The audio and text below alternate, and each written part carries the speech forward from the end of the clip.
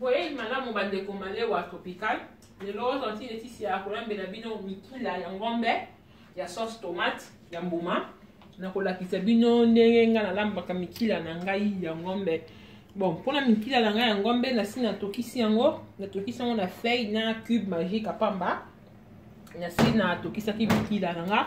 Alors na apretaki pe déjà bépice na nga tozana besoin ya litungulu, tozana besoin ya poivron, tozana besoin ndembi, tozana besoin tomate na feuille muscade na ail ya poussière nde eke lamba biloko na ngai. Alors koto na chaki déjà mafuta na moto bazali da ko chauffer nazo banda ko kalinga épices na nga bani ko tsali tsulu na poivron directement na mbala moko pe na ndembi na nga. Bon tokuta na ntango ndembi ekelemba na matungulu na poivron na kolakisa ndenge na chaka tomate na ngai.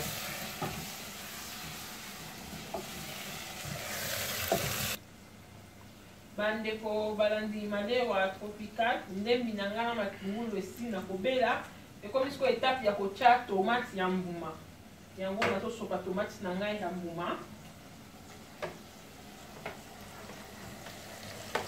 Otie tomate na ngai ya mbuma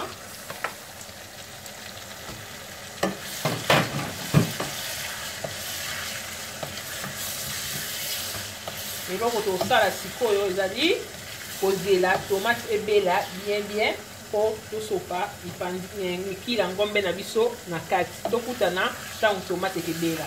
Merci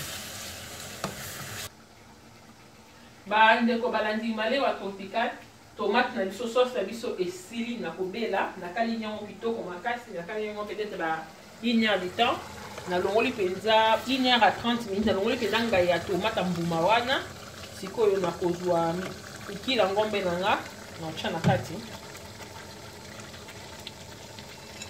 otye mikila na nga na kati. Wow, excusez nde nalobaki naozwa kaka mwa cuillère moko ya muscade, cuillère moko ya café ya muscade etonda mpenza makasi te mpo biloko eza mingi te. Nazwi mwa ndambo ya cuillère ya café ya muscade natie. Nazwi cuillère moko ya café ya ail ya poussière natie. Nazwi feuille 2 feuilles moko mike feuille moko natie. Comme asi natokisaki yango déjà na cube naza nanga eza nango important te na tia cube donc yango oyo biloko nanga nazela sikoyo etoka mwa moke nakitisa yango wana tokutana ntango biloko ekebela nakokitisa yango. À tout à l'heure.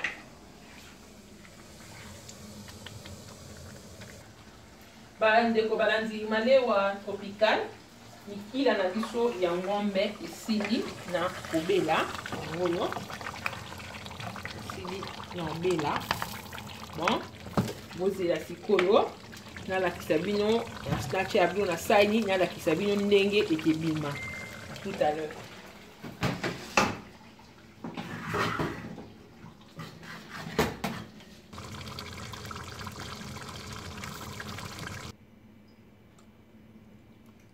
Bandeko balandi malewa tropical mikila ngombe na biso yango yo esili na kobela tokolia yango na fufu bota debimi eza vraiment kitoko makasi yango yo nzungu eza vraiment kitoko.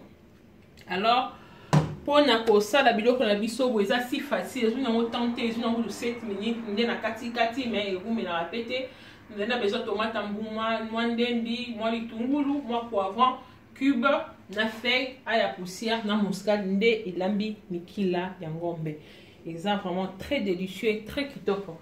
Na sepeli mingi na sengi bino merci nde bolandaka ba video na nga libaneti suka soki mwa remarque eza bosala ngai moi j'aime moi commentaire esala nga bien tokutana à la prochaine ba video eza ebele. Merci.